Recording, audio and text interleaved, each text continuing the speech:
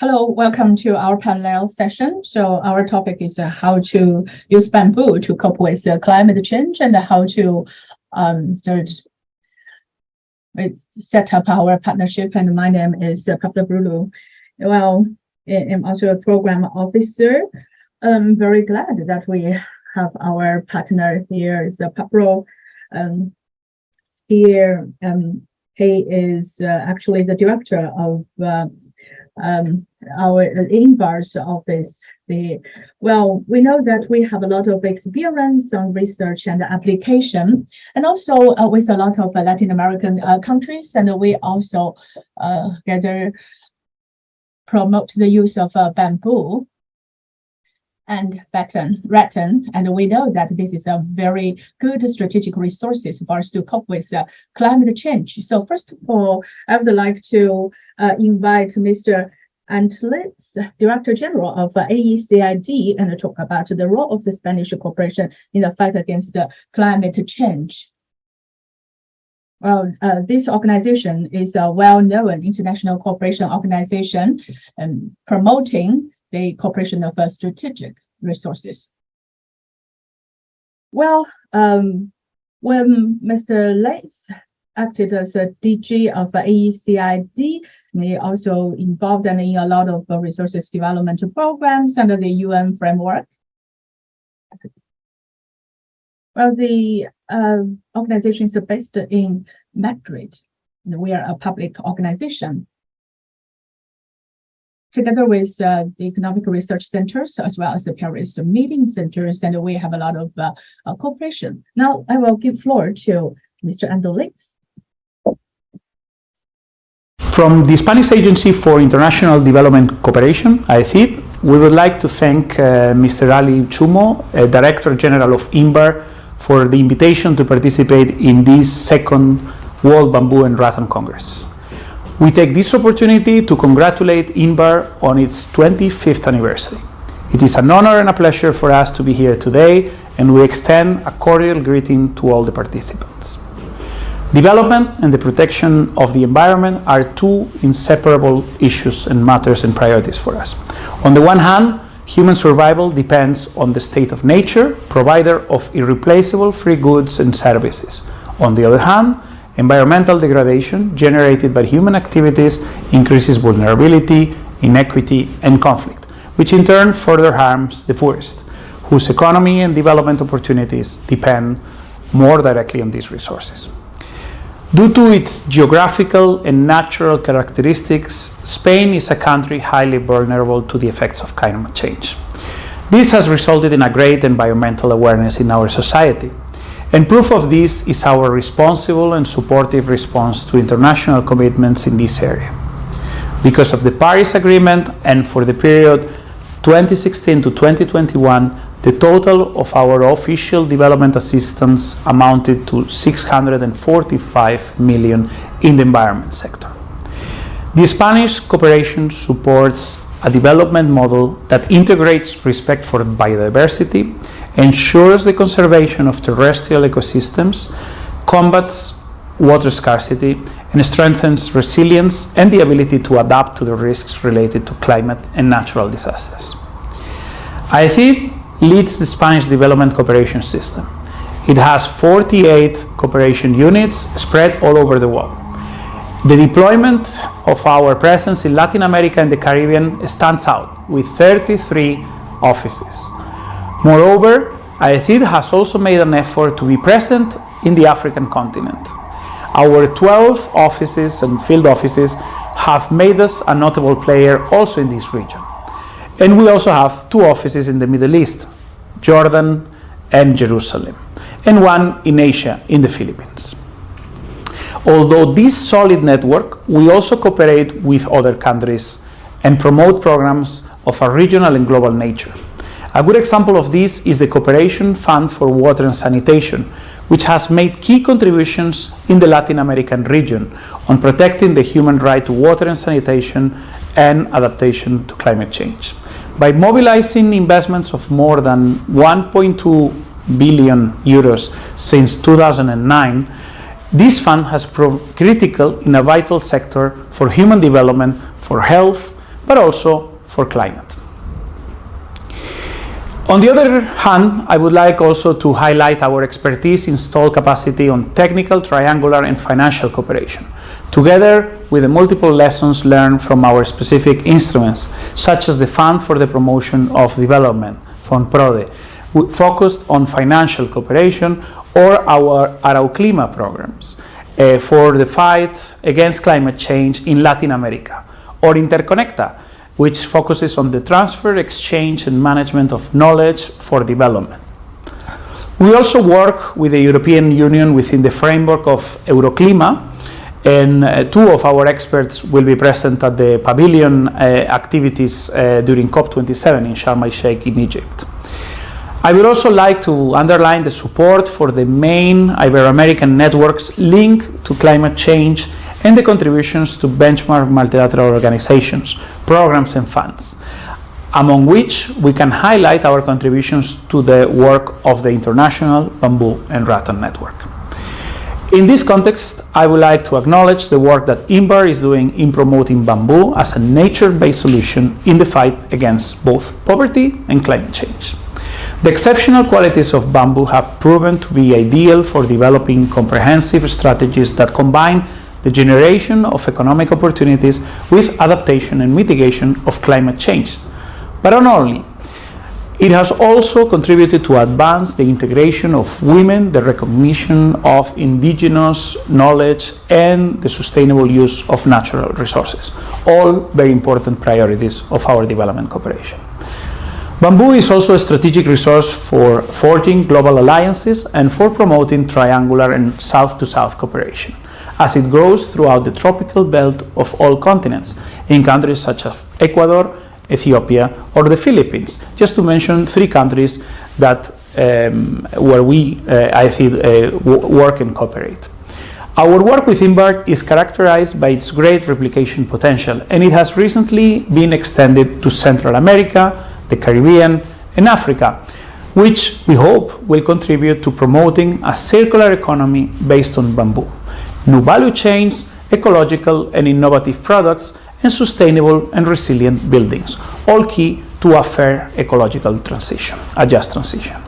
The 2030 Agenda underlines the importance of overcoming hegemonic models. It is a transition that challenges all governments and individuals, a transition that demands a change in values and social organization at a global level, moving towards new ways of living, producing, consuming, or building.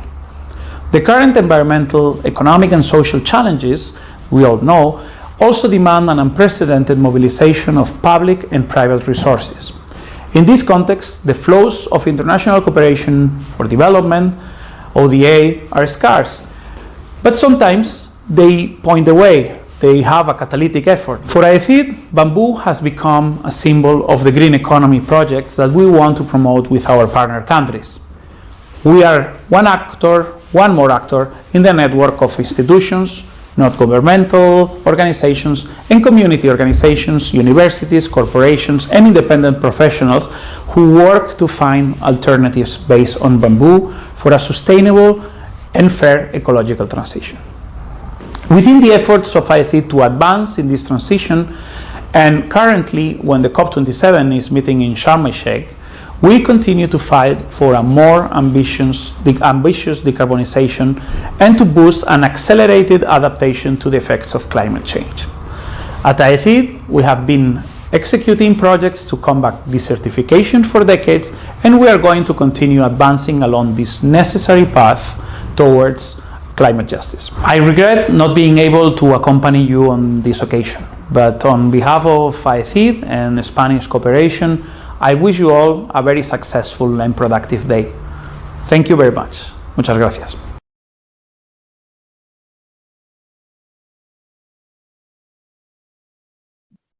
Ecuador for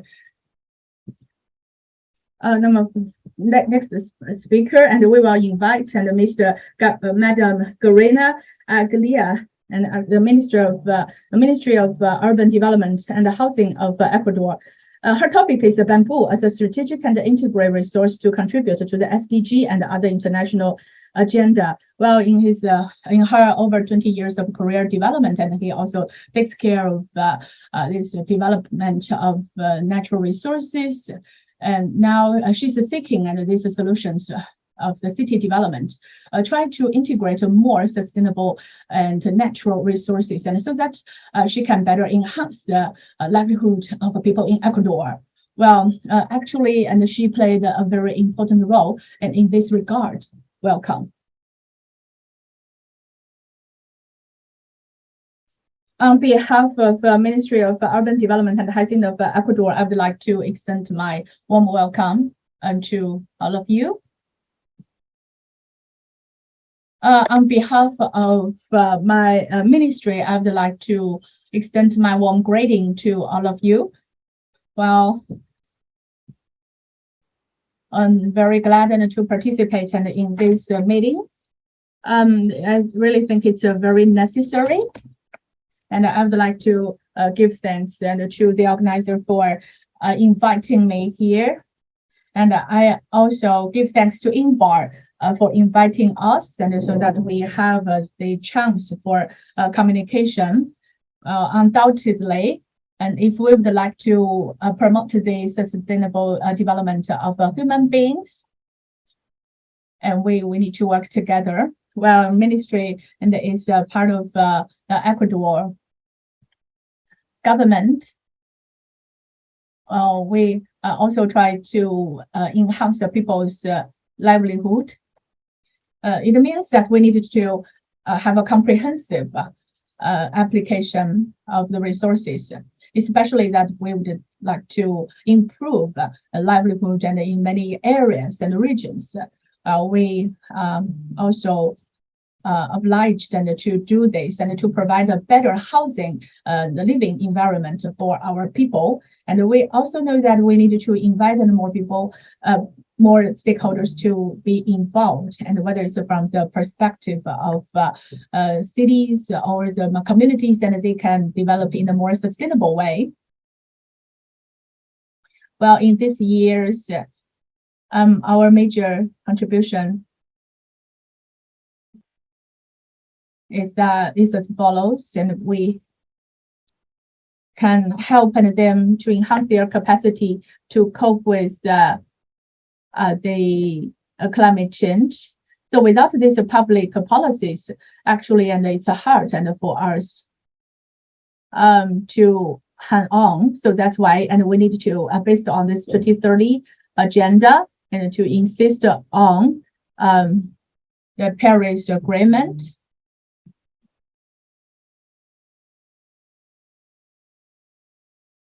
Well, we also support this consensus in Ecuador.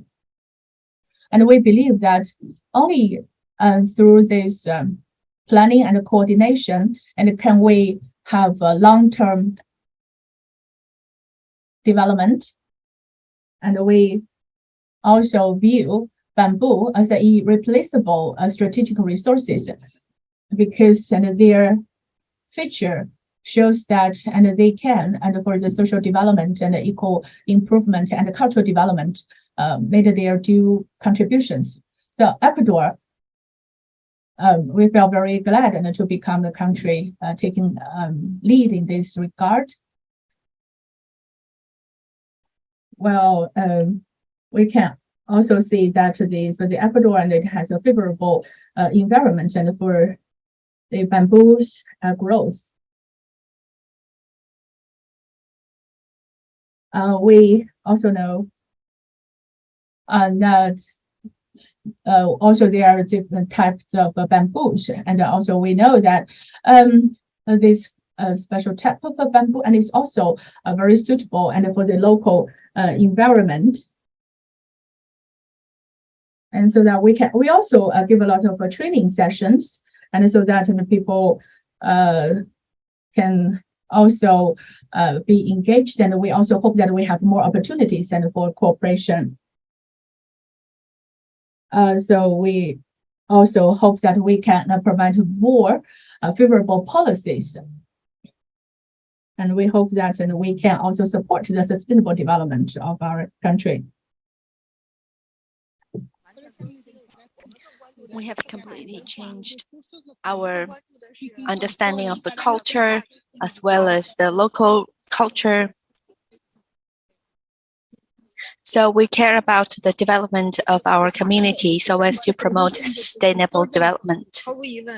There's no doubt that in many times, if we consider the mitigation of the carbon dioxide, I feel like the bamboo will play an important role.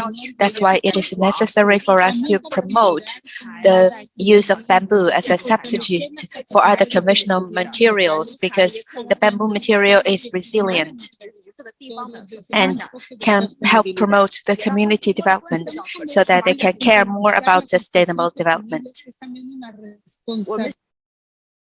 We understand that countries has responsibilities for sustainable development, and they must promote development to protect the environment. While promoting the sustainable development, we have to also care about the local economic development, and they are supplementary and complementary to each other. That's the core of building our urban areas. In Ecuador, there's one city we have designed some projects together with the Spanish Cooperation Agency. We use the bamboo substitute for those affordable housing. So through this kind of means, we can continue to seek better ways to build and use bamboo materials. We can also use these ways to promote better living environment for the local area and to improve the microclimate and to improve the life cycle of those buildings. We are sure that there are other benefits such as low transportation cost, low energy consumption, and it won't generate negative impact on the environment, so it can improve and even to mitigate climate change's impact on the communities. Through this kind of means, we can change people's quality of life, further respond to climate change, carbon emissions, which has inflicted upon pain upon the development of the local area. So we need concerted efforts for that. In the future, in more areas, we're going to promote our domestic projects and integrate ourselves into regional and international development agenda and initiatives. We believe that in Ecuador, among different communities, we have good expectation for bamboo. We hope that by developing the bamboo industry, we can eliminate the gaps in development and eliminate poverty. And using bamboo industry, we can help enhance our cooperation with other countries on responding to climate change. Thank you very much.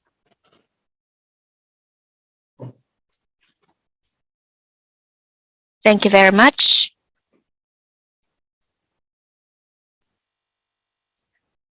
Let's give the floor to Eva Samalea and Luis Gama, directors of Iberian Bamboo Association, that will talk about the link between Europe and Ibero-America.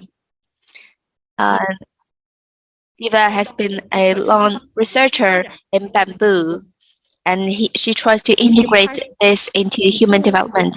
And also, she's also a head of a sister organization.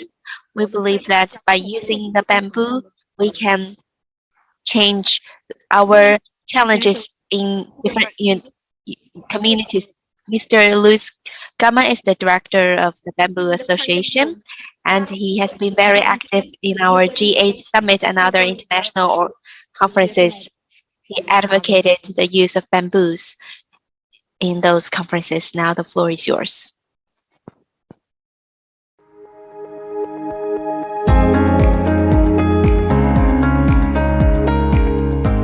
In 2019, in October, a group of bamboo lovers met in Madrid during the first Iberian Symposium.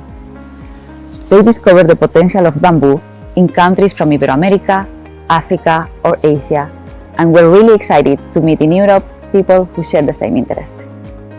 And from that event, the dream of setting up an Iberian Bamboo Association became more real. In 2020, 12 very committed bambuzeiros from Portugal and Spain decided to come forward and founded it. Despite the pandemics and the distance, we've made it. Our goal was clear: we needed to join efforts and work collectively if we really wanted to support the introduction and acceptance of this wonderful material whose properties are unknown to most of the Europeans. Sharing experiences, knowledge and skills, we established a strong team within the board of ASIP, and in 2021 we decided to present ourselves to the world. We went live on social media, started sharing content and organizing events online. Immediately, we realized that many of our followers were coming from Ibero-American countries. It was amazing to feel that countries with a vast experience with bamboo, which actually were our main references, were also supporting us. That's the bamboo spirit. Together we are stronger, and we are fully convinced that bamboo will be decisive to enable a more sustainable future, not only in Portugal and Spain, but also in Europe and the entire world. It is true that bamboo is not endemic in Europe, nor is the culture familiar with it. But still, it is the continent with the highest consumption of bamboo products in the world. Did you know that? Plus, it also grows here. So, no excuses, we are in a climate emergency, bamboo can be a key player to mitigate our environmental impact, so let's work together on it. The future was presented to us full of concrete skyscrapers, giant glass domes or endless metal surfaces. But those landscapes are in fact very different from what became our reality and our current concerns as a human species. The impetus of the Green Pact, drawn up by the European Union to fight climate change, demonstrates just that: a clear commitment to natural materials in construction and with a reduced impact on global warming such as wood and bamboo. Europe has numerous world-class research and development centers, and in recent years, universities and companies have intensified the study of these materials, attracting some of the best international experts. Most bamboo specialists come from countries where this material is more abundant and with greater tradition in its use. It is therefore unsurprising that we see a growing importance of Ibero-American countries in this transformation, turning Europe into an extremely relevant pole for the development of the use of bamboo in the world, and also supporting ASIP. Portugal and Spain have the privilege of sharing their language with the Ibero-American countries. But it's not just the language that binds these countries. In addition to a common passing culture, the Iberian Peninsula is where bamboo grows best on the European continent and where the contact with this plant is the easiest in a natural environment. The ASIP, Iberian Bamboo Association, has carried out several initiatives within the scope of the information and dissemination of bamboo and has noticed a great interest on the part of the European and Ibero-American public living in European territory.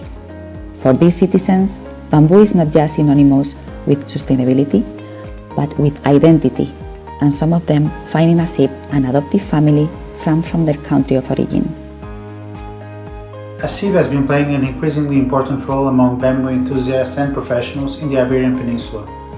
Besides being a meeting and sharing platform, it is also actively working in the implementation of standards for construction, providing specialized training, and supporting scientific research. ASIP is part of the technical standardization committees for the structural use of bamboo in Portugal and Spain, following the pioneering steps of Colombia, Ecuador, and Peru among the Ibero-American countries, and the United Kingdom and Switzerland in Europe. In partnership with the Agronomy Institute of the University of Lisbon, ASIP also started to catalog the existing bamboo species in the Iberian Peninsula to identify their level of adaptation, as well as the areas that have the best potential for its development. A couple of weeks ago, ASIP organized the Bamboo Days in Valencia, promoting technical lectures and face-to-face training with bamboo structures, which had participants from 7 different nationalities traveling from different parts of Europe. One of our main goals is to help fight climate change and improve life on our planet. We are well aware that we live in a network environment and that it's not possible to achieve it without considering all players involved. Meaning that our strategy also passes by creating bridges for development and cooperation with other countries and organizations. Estamos de braços abertos para colaborar e dar o impulso necessário a este maravilhoso material que é o bambu. Obrigado. Thank you very much. We have great commitment to developing the bamboo industry. Thank you very much.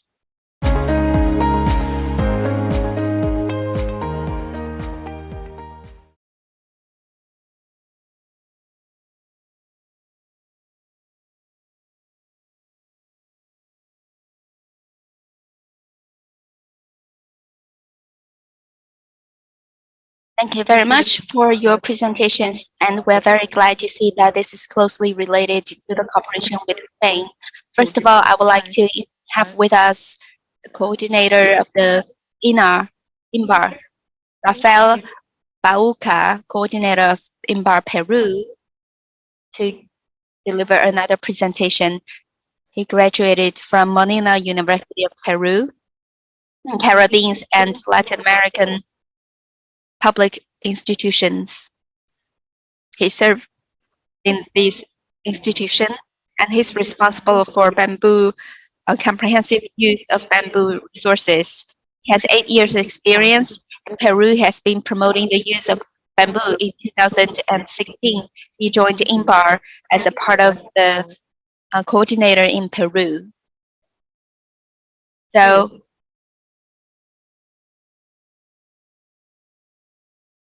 he will talk about a resource for water basin restoration and soil recovery. Now the floor is yours, Mr. Rafael.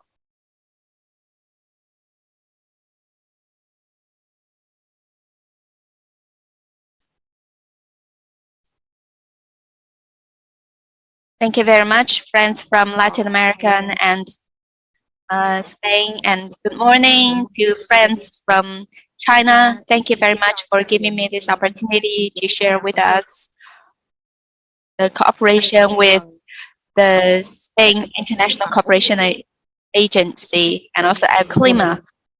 This is an important project that we have worked with. Today we talk about the water basin restoration, the bamboo's role in it. We know that Peru,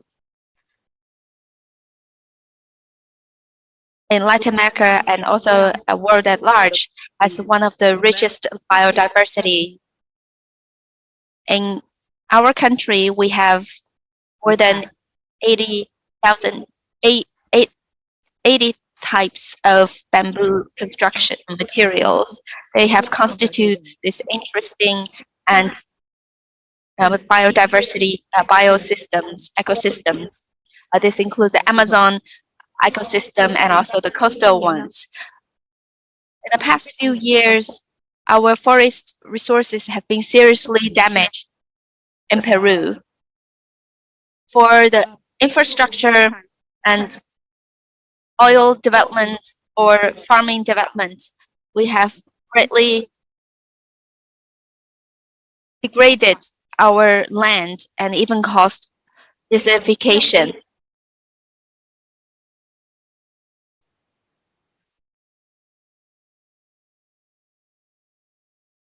So sometimes a lot of these activities are illegal activities for farming. So they hire those farmers to do these illegal activities. And some electricity projects and illegal mining, illegal deforestation are rampant locally. So since 2008, at national level, we have developed the long-term development for the bamboo industry.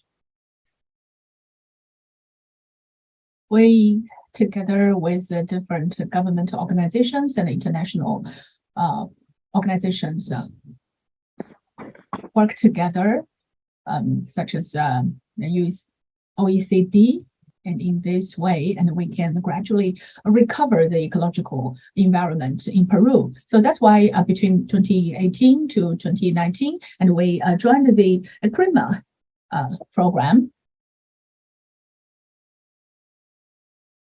Well, we actually carry out the programs and in northern region of Peru.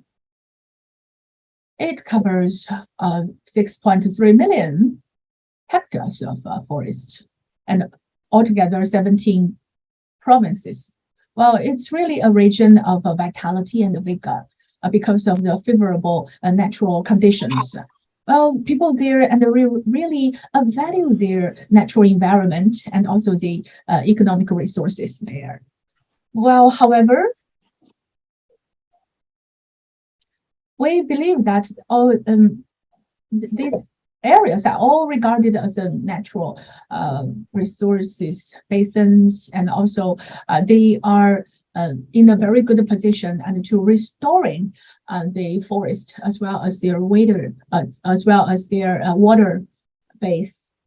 Well, and we also based on the strength of your climate, and we also developed a lot of our capacities and to fully using these different resources. At the same time, and we also enhance our economic capacities by using these resources such as bamboo. Well, we engage different parties or stakeholders and finally met our target. Well, through this way of cooperation, and we also push these countries or the regional or local governments and to carry out the overall planning, and so that they focus more on the development or promotion of bamboo. It's necessary for us to understand that we not only take care of the planning of oil and also this oil restoration, etc., but also other fields or disciplines development. That's why we hosted a series of meetings and such as these academic activities and resources sharing activities, promotion activities, etc.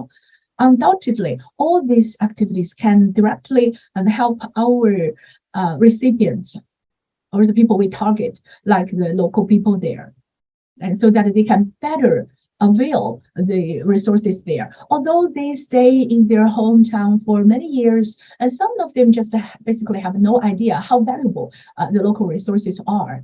And we also maybe prepared some exhibitions with these pictures, photographs, and of the local resources. As I mentioned, and this program is based in northern part of Peru, and we I'll give you examples of two typical provinces. And one is that, and we try to restore and those with the forest degeneration. Well, we have a lot of local people there, and we try to restore the eco functions of the forest there.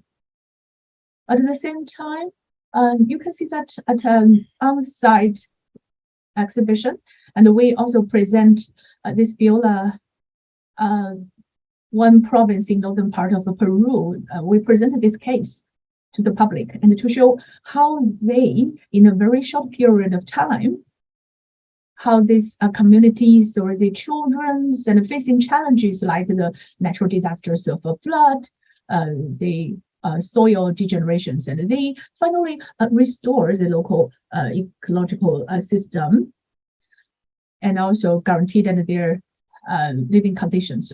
Well, we also made a lot of efforts in the project planning and to locate these people, targeted people, and also the scope of influence, etc. Well, we understand clearly in locally and especially in those vulnerable groups, and they are very susceptible and to these local conditions. So we must assure and how many people and this program can cover and to what extent and we can do help and what is the basic need of these most vulnerable people. Well, second is how we carry out this pilot project. Well, together with these people, local people, and we had meetings with them and to make sure and what are the most vulnerable areas and such as these waters, rivers, or and those non-flowing rivers. Well, so we needed to go into the field and to know more and about the local condition, like the soil, land, etc. And based on the local conditions, and we carry out careful plannings and also to further install the project. Well, these pictures and show you how these local people are engaged in the production of this material. Well, based on this pilot projects and the people's interest in bamboo growth or development are actually aroused.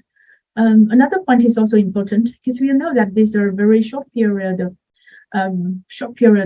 project, sometimes or normally 18 months. We hope that the benefits could be yielded and in a relatively short period of time, and the local people could be helped in the real sense. So that's why the monitoring of this project is also very important. Well, I just now introduced and what we have done, and in these different provinces, and like this water basin restoration, the forest restoration, etc. And locally, people can also develop their the other industries and like they can grow coffee and they can grow other plants. Because, for example, we know that rain is very important for soil. And then after the restoration efforts, and also the soils and can also have a better capacity to hold water.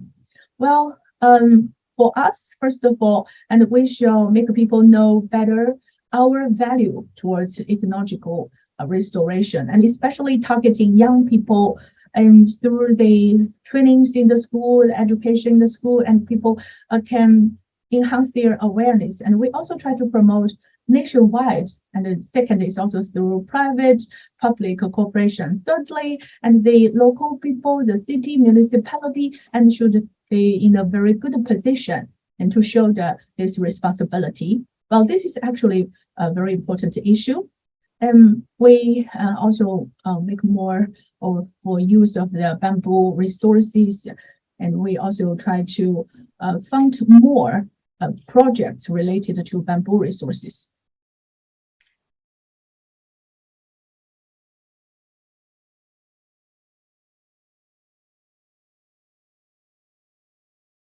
In some regions, we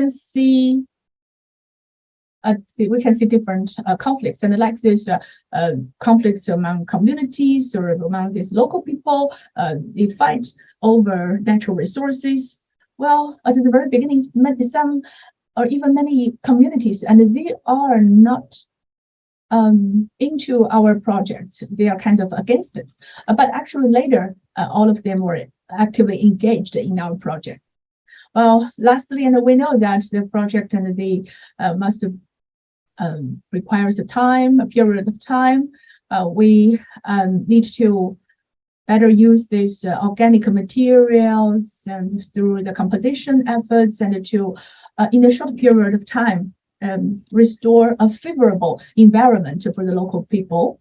Well, through these local projects, and we are very glad that we can further help and these vulnerable areas. We also selected some most vulnerable areas, and especially in this Tamil River and another river. And we hope that through these two rivers projects, and we can also promote the development there. Well, altogether, it's along a 5-kilometer distance. Well, we also try to engage more young people. For example, we try to raise the awareness of the local people through the training program, etc. Well, this is a cooperative project that we have with others, and to restore the forests and the vegetations along the rivers. But we hope that through these projects, we hope people can understand how, based on bamboo growing, and they can be better engaged and in sustainable production or environment-friendly production. So these are relevant documents or the documents we signed locally, and we prioritize and the projects or the regions and in these documents. And we also released some guidelines and for this projects and such as how to cope with climate change or different communities, because some regions and they really have a huge potential, but people sometimes lack certain kind of knowledge. And so through this kind of efforts, and we hope we can reach out to more people. So for this picture, and you can see the promotion activity we held. So this is a routine activities and we carried out. It's a bamboo week. Now we already have the fifth bamboo week. Altogether 5 years. Well, the local governments and also people and to join this activity. So what about the results or conclusion? As based on our concerted efforts, and we can see we already recovered a lot of water basins. Well, the bamboo growing density is about 5 multiply 5 meters or 7 multiply 7. Well, we through these projects and help to create more jobs or give the training opportunities and to the local people. So through these programs or projects, and we try to reach out to more people. There are some suggestions here. First, and we need to prioritize the areas we can work on, and so that we can set up some pilot projects, and we can also do research into different cases. Well, especially for some regions, and they might have quite similar in their conditions, so we can copy the experience and we have in other areas there. For example, and in Peru, we can see the results. Well, we also try to make sure that these projects could be implemented. Thank you for your time. So with this, we end my presentation. Thank you, Mr. Lafayette. Thank you, Mr. Raffia, for participating in our meeting. Well, you introduced and how you use bamboo for the forest restoration or other restoration efforts. Well, I know that it's a cooperative project and with this your colleague. Next speaker is from Ecuador. Mr. Esteban Torres, Ministerial Advisor, Ministry of Urban Development and Housing of Ecuador, to introduce about the inclusion, partnership, and economic reactivation through sustainable construction with bamboo. We know that Mr. Torres, and in many regions and the of Ecuador, they have a lot of positive experience in this regard. So since he took office and back in 2017, and he also he was in charge of the project's implementation as well as the evaluation in different regions of Ecuador. He also worked with important organizations such as the INBAR. Well, also developed these different projects in Ecuador, like this planned housing project, etc. Well, today the topic is sharing is inclusion, partnership, and economic reactivation through sustainable construction with bamboo. Well, I would like to extend greeting to him. Well, we have a different friend. We have friends from different parts of the world, like from China and from other regions. Now it's morning in China, and they all attend our sessions. Well, I would say, so good morning, good noon, and also good afternoon. Well, I'm very glad to exchange with you on this topic. Well,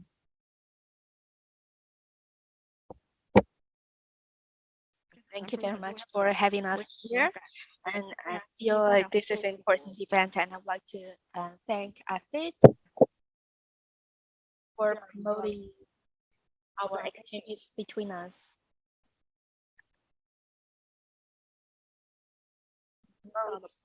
Rattan's development in the world. Right now we have more than 5 years worth of cooperation experience, so we're very grateful for the whole cooperation.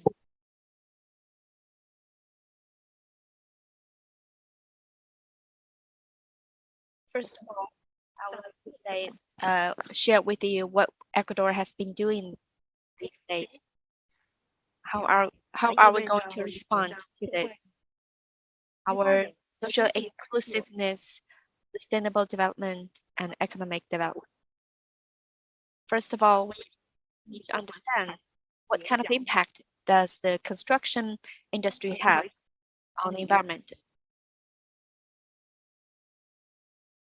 UNEP has identified that across the world, 30% of the emissions are from the building industry and building materials. This has caused a lot of environmental pollutions. And in our ministry, we calculate that more than 54% of the Ecuadorian people live in slums.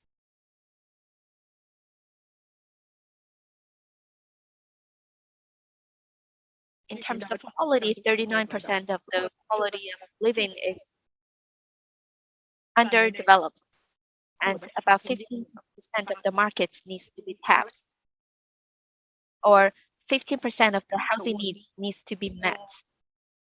So we can identify the goals for development. That's why in the beginning of 2015, we have set up 17 sustainable development goals. The purpose is to improve our world so that no one leaves behind. Then we have a new urban agenda for development.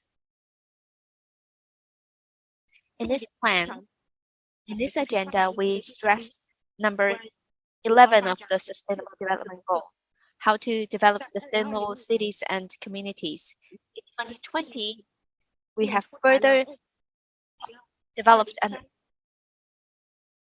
and promoted the agenda for sustainable habitat 2036. So we want to build a more equal city and more sustainable urban environment.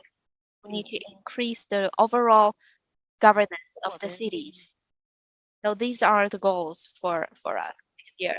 And we also need to consider how to integrate our national agenda with the international agreements such as Paris Agreement. Right now, these are what we have been doing. Our Ministry of Urban Development and Housing of Ecuador is mandated to design and implement housing-related agenda. This is our slogan. We need to take new responsibilities. We need to further develop the local soil and land use.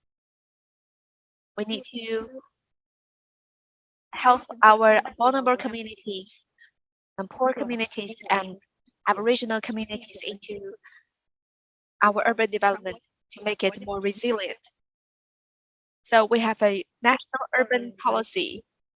This is a guiding principle to help us build more secure and inclusive communities and cities.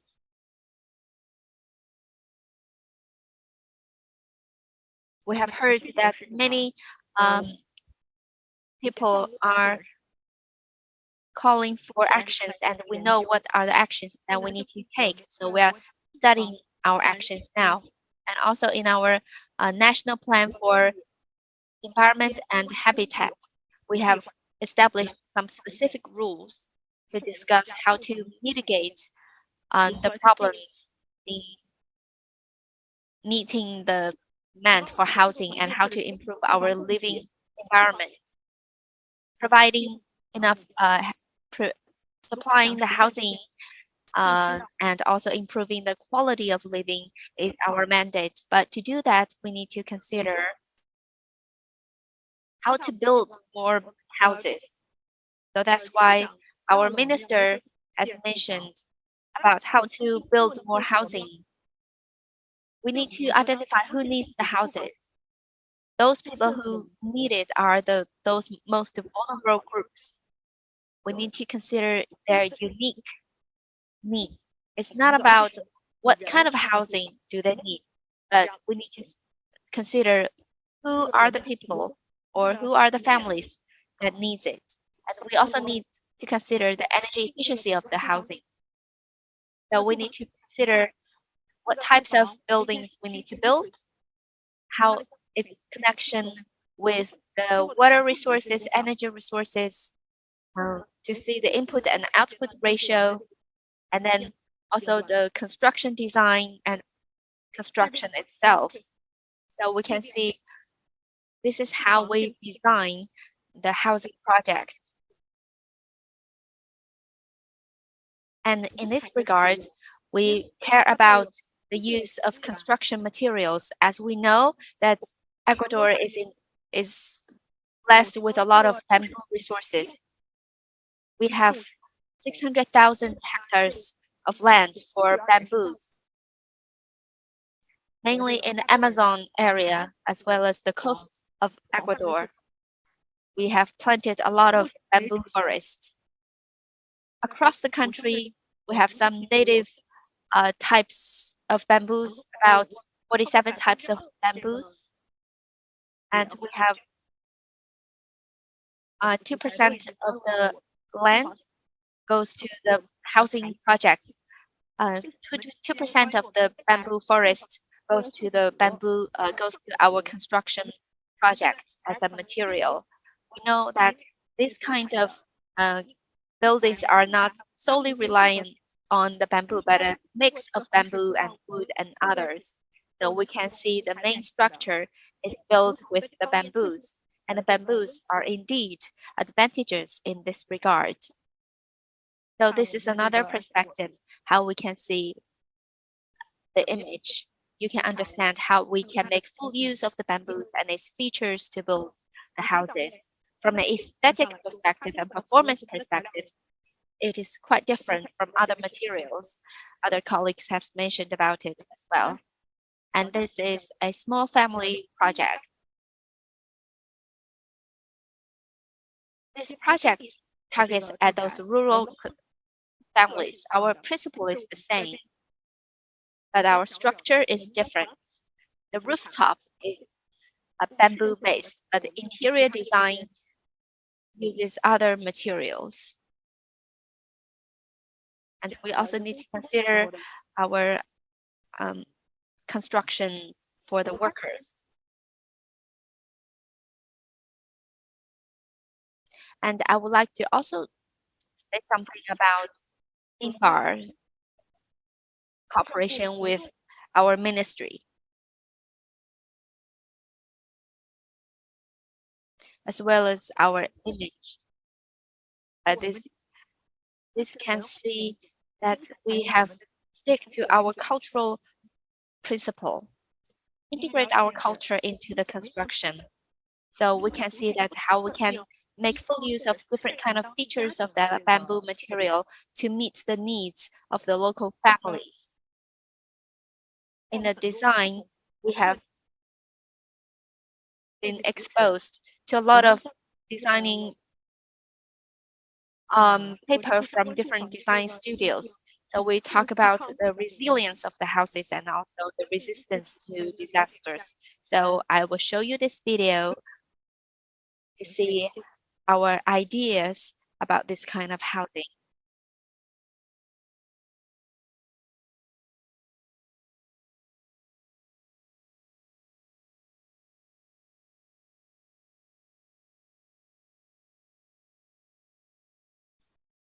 Through this kind of design, it is our hope that this kind of affordable housing can be designed into different ways and integrate different ideas into the design.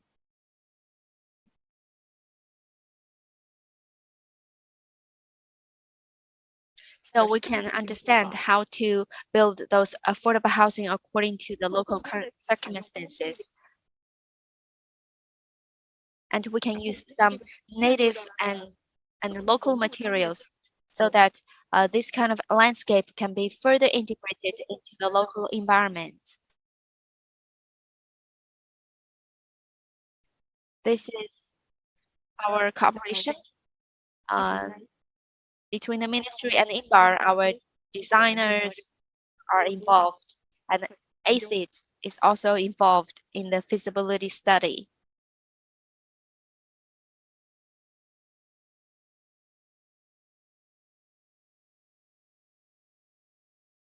So we can see what are the challenges that we face. So it is necessary for us to better manage the project, to study the value chain and supply chain of the bamboo industry. So that's why we need to work with the residents and local communities and international organizations so as to establish a better environment, eco-environment, which can better support our projects to be implemented on the ground. These are the actual pictures of the projects being built. This is in Manabi City. This has been built already, and the residents are already living inside. Recently, I have shared with our colleagues about the experience of building these kind of houses. Those are the poorest and most vulnerable people who can live in these kind of houses. And you can see that inside this, the wood, the bamboo is has a supporting structure. The idea is pretty novel, even though the construction is simple. People are very happy about our project. Lastly, I would like to say that it is true we can change our lives with bamboos. So we can enhance our cooperation with INBAR so that we can make people understand what we can do with the bamboo, what we can do together, what kind of cooperation we can have for bamboos. And we can use bamboo as a material to enhance our cooperation, to make our cooperation more sustainable and long-term, to benefit the local people, especially the poor. This is what I have to say, and once again, I would like to represent our ministry to thank you for your listening.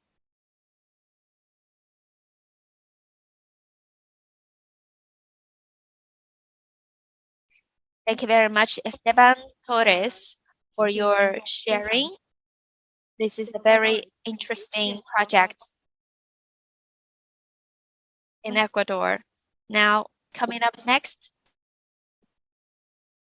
well, we have learned a lot about our experience in construction, and we understand the potential of using the bamboos in Latin American region.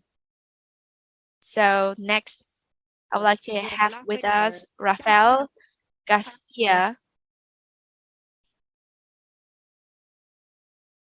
He has more than 10 years of experience in 8 countries in Latin America and Africa.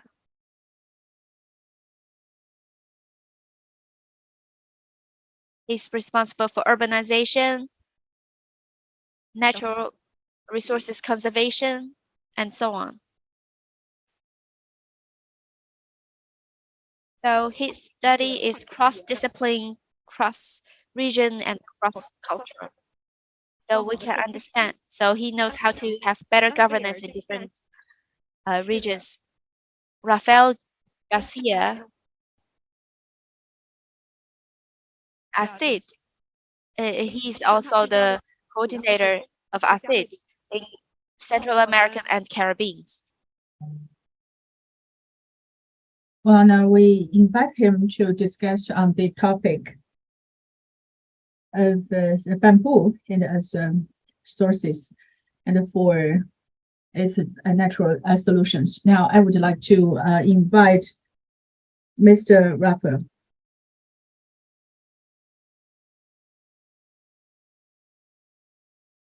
Well, thank you for your introduction. First of all, I would like to congratulate on the 25th anniversary of INBAR. Well, I'm very glad that also at the convention of this conference. I'm very excited indeed. Well, today, my topic is how can we use bamboo to facilitate the development or cooperation. To be more specific, how can we view bamboo as an important strategic resource? Well, you can see, can you see my slides? Yeah, okay, I will continue.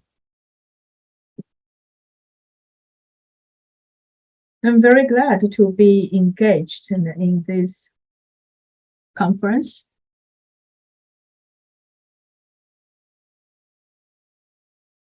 So, you know that for my country, it's really a very small one, and it's like a small pearl in the middle Central America, because in coping with climate change, and we have made a lot of contribution. Well, for this Latin American regions, coping with the climate change is actually a very important issue. So that's why, and we carried out a lot of projects and built our teams in Costa Rica. This is also the directions for future cooperation. We hope that we can expand our cooperations into different countries in Latin America. We have two big plans. So for one plan, and we mentioned many times, and first is the Euroclima, that is the Europe climate project. Well, because it is a cooperative mechanism. Different countries and from Latin America can work together for the development of strategic resources. Well, we hope that we can better implement the specific projects on the Euroclima. For Euroclima, because it has it's engaged in European Union and also the government institutions and from 5 major European countries, and also another 3 important organizations, international organizations, and also the subsidiaries and to the UN. Well, just now I talk about these 2 important projects. So I mentioned Euroclima. And the other project or program is Arua Klima. It's also an environment project. Well, I would like to introduce to you more about this project, Arua Klima. Well, back in 2014, and we had this COP20 and in Lima. The agenda was basically to integrate these countries in Latin America and to push forward measures to cope with climate change. Well, a lot of the countries are actively engaged in this project. A lot of projects such as the environment development projects. Through these projects, we can develop a more resilient agriculture industry and to better fend it against these natural disasters and to using the sustainable resources, etc. Why we are working on that? Why we try to promote bamboo and as an important material? Because we know bamboo is a very important strategic resource.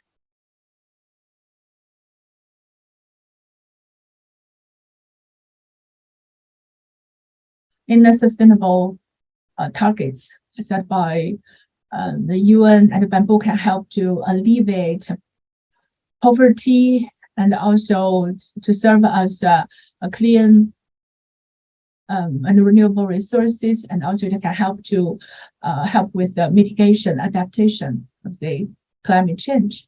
And also it can help to restore biodiversity. Well, many speakers mentioned this topic also. Well, Some of you even mentioned we can use the bamboo and to carry out international cooperation. And we have also a lot of cases in this regard. Well, followingly, I would like to look into the progress we made since 2017. We started the cooperation between ACID and INBAR back in 2017. I myself was involved in the project and also worked in Ecuador office. At that time, and we tried to promote the sustainable management of bamboo in Ecuador and Peru, and promote its role into reduce CO2 emissions and also better adapt to climate change. Talking about this target,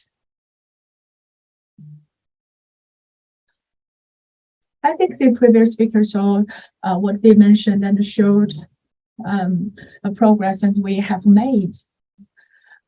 Through these projects, we deepened our cooperation. In the Ecuador of Malawi Technical School, we also carry out some training programs and also to develop on the production chain of the bamboo.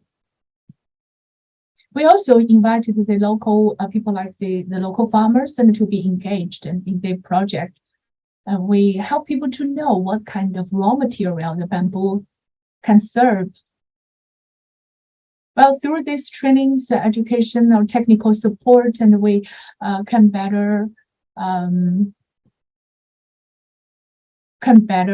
develop these talents, and so that they can also have maybe more incomes, and we can generate the economic values locally, and also to stimulate the innovation and research in this regard, such as the new disciplines that we have and in the colleges and universities.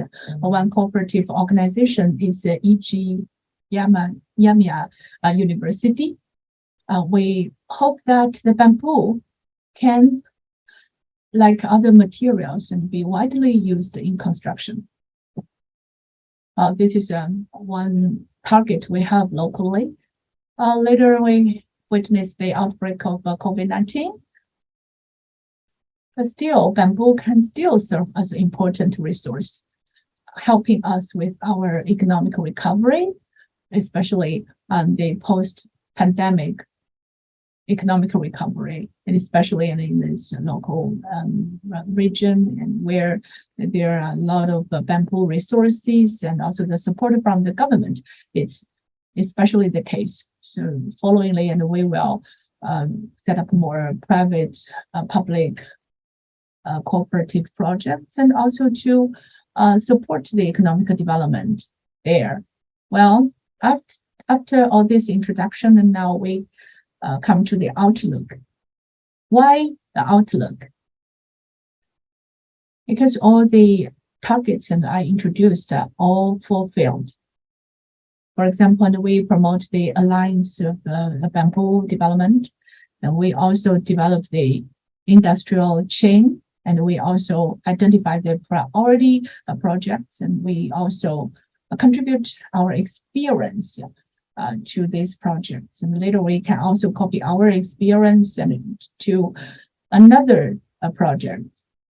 Well, take this project, for example, the investment from Spain amounted to 500,000 euros, and we hope that we can copy this model in many countries, especially Latin American countries like the Cuba, Costa Rica, etc.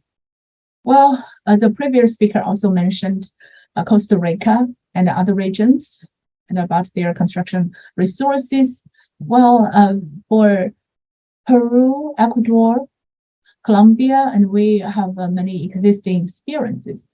For other countries or regions, then we need to contact the local government, the private and public organizations. And this is also a cooperation under the South-to-South cooperation framework. And we aim to further improve our environment and also to combine our research activities and with the use of bamboo resources, and so that we can strengthen our capacity against climate change. Of course, in this regard, a lot of good results have been witnessed. Well, the previous speaker, my colleague, has already introduced some projects. Well, about the results of these projects, and we can see from the local and the national level of the local producers, and they can better produce and manage bamboos, and based on bamboo materials, and they can also develop more management tools, etc. And for these leaders of the organization or these local officials, and we provide training programs to them and help them to be actively engaged in the sharing of bamboo knowledge. Well, at the same time, different countries, they have come up with their solutions in the use of bamboos in the wilderness, and they also developed different models. Well, for these decision makers or the leaders of the communities or stakeholders, academia, the industrial business, people can also carry out more exchanging activities and to better understand the knowledge of bamboo and the use of bamboo, benefits of it, and also through social media in other ways, and they can access the materials and we provide to them. Well, think about the basic principles we follow in the development. I don't want to talk about value because our major target is clear: to wipe out poverty as well as strengthen the housing project. Well, but basically, and we also promote human rights and the gender equality, and also setting up the diverse cultural environment. Well, many aspects have been mentioned by previous speakers. They also mentioned there is a growing culture, a bamboo growing culture in Latin America. Well, it's even as long as over 1,000 years. So people now can have a better idea of the bamboo as resources. Gradually, people sometimes just forget the importance of bamboo as a strategic resources. So now we're obliged to arouse people's awareness and of its importance. Of course, and these projects can also be realized based on concerted efforts. You can see this wheel shape models on the slides. Different color represent different communities or different stakeholders, including farmers, training institutions, and also those administrators, academia, and colleges, universities, private organizations. Well, they all engaged in these bamboo-related projects.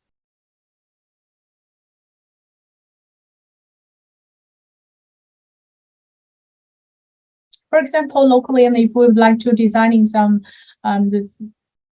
the policies, and we also need the help from the councillors of the government and also the coordinators of the communities, and we also need their participation. So we have this cross-section or cross-department cooperation in this regard.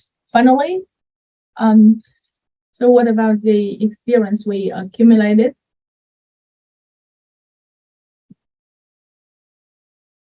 First of all, we can use this method for some comprehensive designs because in a lot of circumstances, bamboos has shown its strength in responding to climate change.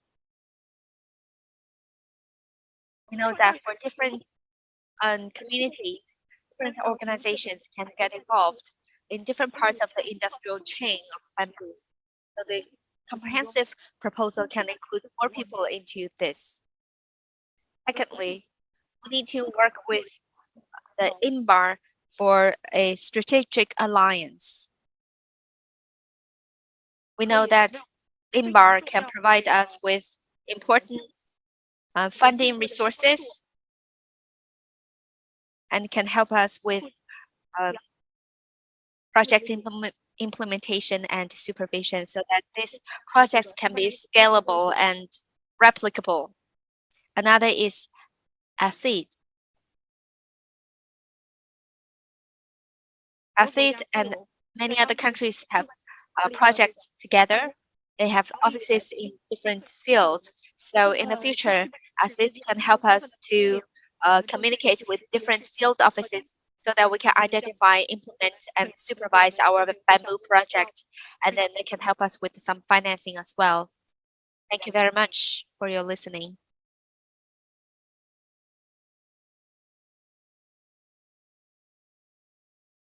Thank you very much, Raphael, for letting us know how this process began and how we worked with ASEAN as well as other Latin American partners to carry out projects. We're very thankful for sharing ASEAN cooperation in Latin America and Central America.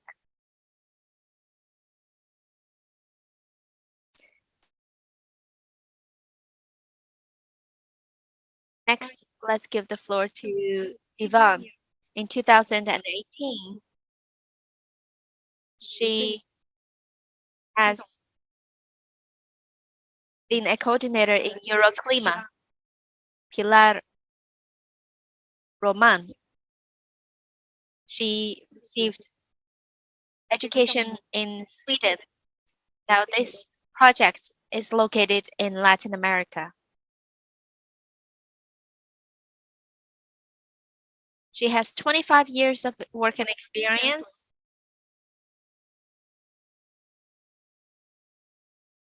And her current job is Euroclima project regarding the biodiversity and ecosystem conservation. Now the floor is yours, Madam Pilar Roman.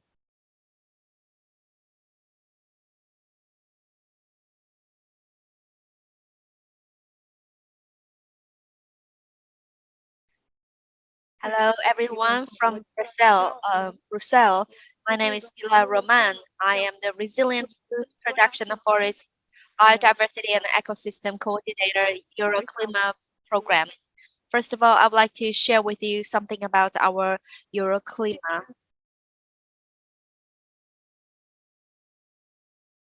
We have 18 partner countries to carry out our actions. This will be important strategically to NDC. In Caribbean and Latin American and European Union, we share the same goal, which is to address climate change, develop our industries to achieve sustainable development. We hope that this can help to grow the economy and have transitional recovery. Euroclima, such kind of transformational project, is an important means to achieve those goals. So Euroclima has been committed to expand our presence to build bridges for exchanges and ideas and experience so that Latin America can learn how to transform our structure to achieve development and economic goals. Meanwhile, we can address climate change.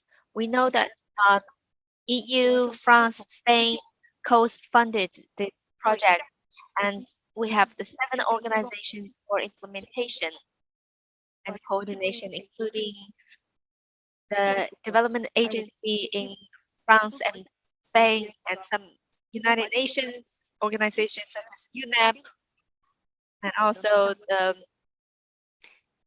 Latin American Economic Committee of UN.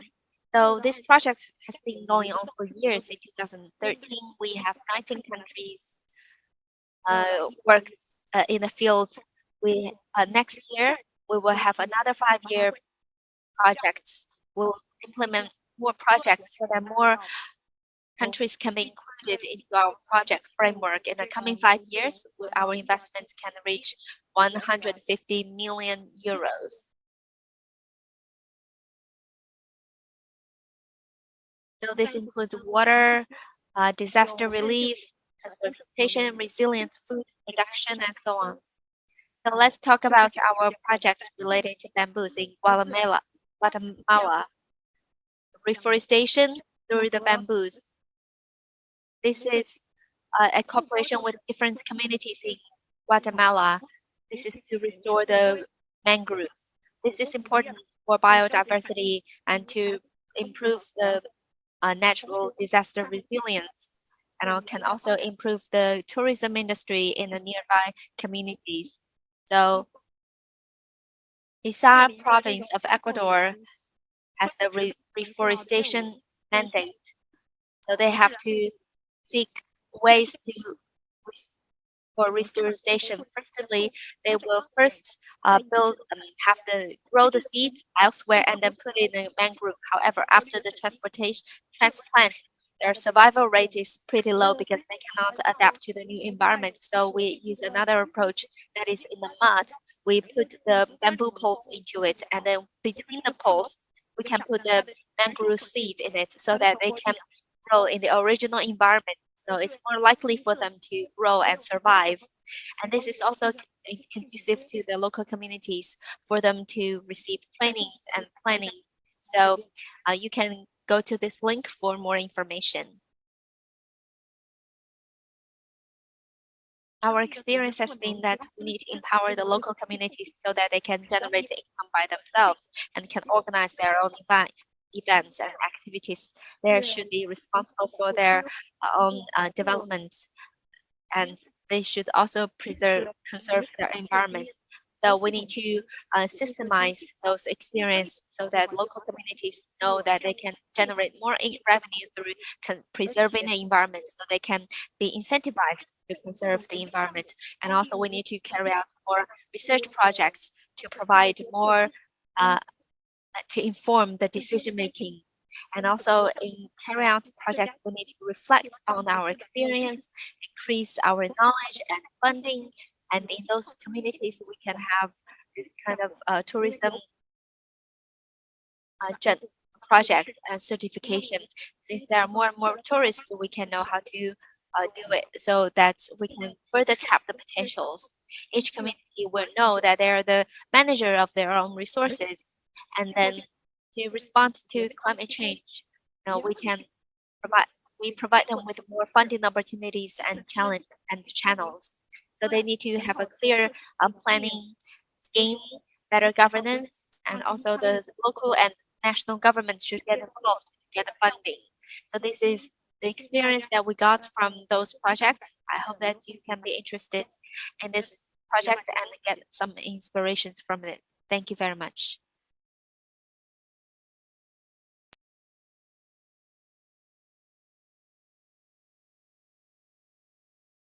Thank you very much, Pilar, for your presentation.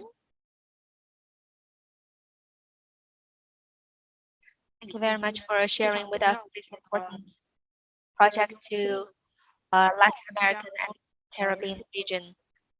Last one, but not the least, is Mr. Isaac Gonzalez. He is CEO of Bambusa Studio. He's an important entrepreneur. This is a Spain-based company. Will share with us their projects, procurement of bamboo in Latin America. I think that this is important for small and medium-sized enterprises in Latin America. So we can understand how can we source the materials in Latin America and how they consume and sell it in Europe. Thank you very much.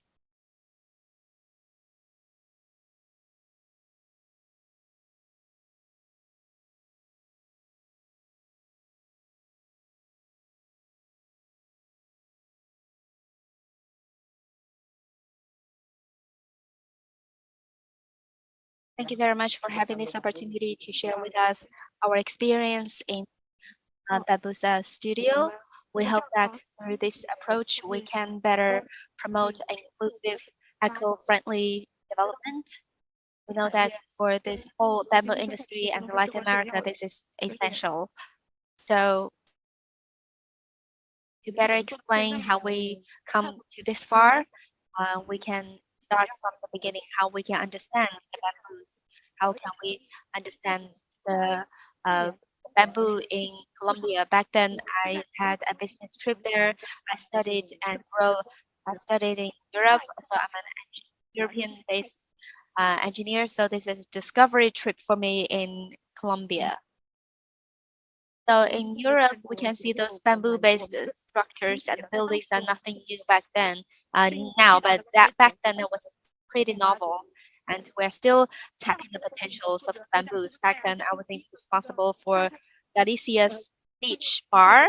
I was responsible for designing the rattan for that bar, but then we used bamboos instead of the wood. Back then, the bamboos are curly and we have to further treat it, and the clients does not want too much treatment. So we don't know whether the borax and the resilience, so we have to inject materials into it. Despite those challenges, plus and also lack of experience, but it turned out to be very good, and you can still see the rattan. So we can see that the bamboo is like a great friendly material, even for those people without much experience, and then you can get some good benefits and outcome in spite of that. But so this is a very good story, and that encouraged me to further study the bamboo. So we established a bamboo-based company to import bamboo materials to make it the supplementary materials for the constructions and structures. So that's why we have imported new materials, bamboos, for this called the Colombia narrow leaf bamboo. And then we have identified some specifications for bamboo import. So with that, we can have some different kind of structures, such as the rattan for the parking lot or other structures. So through this, we can know that in Spain, people's awareness of bamboo is pretty limited because we don't know what are the types of bamboos and what we can do with it. In 2013, we have revised our project apart from the construction. We also focus on the supply, awareness, training, and stuff like that. So we also import bamboos from Asia to give us more choices. But the crown jewel is our bamboo, the narrow-leaved bamboo. This is very important for us. So as our market expands, our audience are larger, we very much care about our experience. So we serve and provide consultancy for other people so that we can refabricate our materials and ship it to the local area for their own installation. So when we will only go there when necessary. For instance, in 2016 in Italy, we have some pavilion booth in Italy, and in Spain and Madrid Climate Congress. This is like an arc. So we learn by doing. For instance, we do 3D printing. So for instance, this knot can connect different bamboos together. And this is in Spain, Canary Islands. This is a holiday residence with prefabricated structure, so they can make it into some leisure houses in a resort.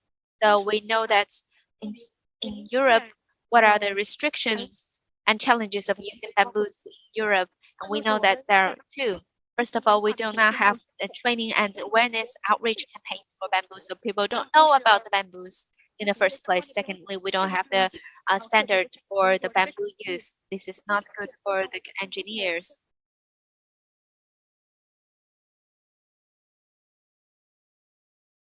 So this the professionals, and they can know better and how to use these bamboo resources, and the government can also set the relevant standards. Well, back in 2017, and we had this workshop on bamboo.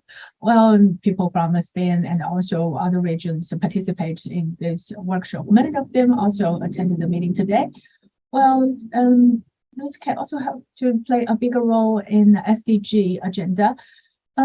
And it continue with its influence even today. But within our companies, and we also carry out a lot of small-scale workshops or lectures, and so that our people, especially the young people, can be familiar with the bamboo resources, and they wouldn't regard it as something from overseas. But we also give trainings to the professionals engaged in this field, and like these people in the factory, etc. This is mainly targeting those who would like to use bamboo in construction designs. But for those engaged in this field, at the very beginning, they would like to ask us about the sustainability of imported bamboo from Latin America. Back in 2011, we carried out research with the university on the life cycle of a bamboo. The result shows that the CO2 released from the bamboo during the transport is just the equivalent to 15% of its absorption of CO2 in the first 4 years of its growth. So that's why we believe that it's a very wise decision to import bamboo. Well, it also can help to develop the local economy as well as address the problem of the shortage of raw materials. Secondly, as I mentioned before, talk about regulation and monitoring. Well, at the very beginning, there is always a lack of standards. But some bamboos, they are not on the list of certification. So at the different stages of projects, and we would like to present a report on the designing. Well, we believe that we should also make changes on some international standards. For example, last year, the Spain Development Agency and also INBAR all promote the standards and in this regards. And we also heard the previous speakers and talk about what they have done in this regard. Well, and then also we have this, they also try to put forward these 3 standards and like these standards and for the bamboo structures. Well, so I believe that this is on the agenda already and that will yield results soon. Well, we hope that we can address the issues and from the very beginning and to set the quality certification standards. And we can also refer to some existing standards and like this timber standards like CE 18 or CE 14, etc. Well, so that's why we call on the governments, organizations, or companies and to work together into setting the relevant standards for us, and we will give a full support in this regard. Talking about the specific cases, and especially in the experience of buying bamboo from Latin America, to be honest, and I'm really into Latin American culture. Well, but still, I think it's a headache for me and for the import of bamboo because there are always accidents or emergencies because based on its different standards, and some bamboos are regarded as disqualified locally. For example, they were not logged at the proper time and they're too small, it's too dry, and sometimes their shapes are not suitable for being used as construction material, or some of them are just crooked, and also it's not dry enough and have holes inside, and also they get rotten even in the containers. and also they are not, their pH level is not under good control. Well, and all these are the problems that would arise. Well, some are also, some problems are kind of minor ones, even unnoticed. For example, we should make sure of the scheduling and also the management of the inventory, and also to handle the emergencies, etc. Well, there's seemingly minor issues, but when you are working on it, actually, and they're also kind of challenging. That's to say, and for different periods of processing, handling of bamboo, and we need to leave room or time and to better predict the needs of our customers. Another thing which is also important is that if the raw materials is not meeting the standard, and we shall also find a replacement, that means that we simply discarded our materials at hand. But instead, we need to think about how we can make new products over these projects, and so that we can give added values to them, and like this bamboo jars or bamboo poles and etc.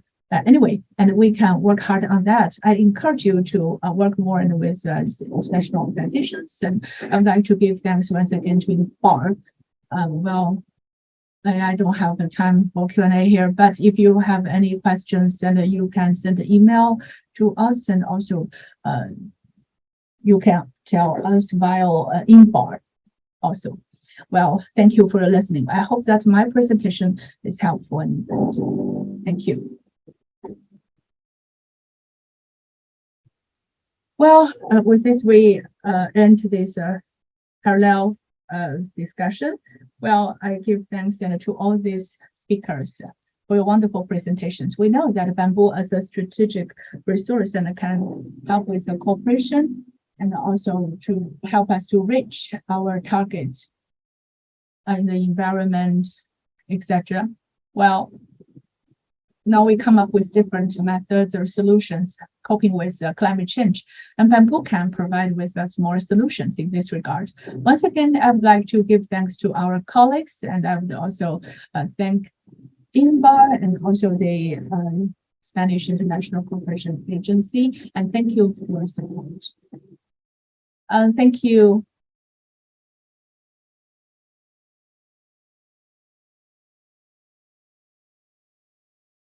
Well, as a person in charge of the Latin American office of INBAR, and thank you. I would like to thank you for your listening, and we believe that the development of bamboo at Rattan is very important, and also it can better facilitate the local economic development. I give thanks then to Spanish International Cooperation Agency for their support, and also thank them for their promotion of bamboo resources. Once again, I would like to give thanks to all the audience here, and also bye-bye.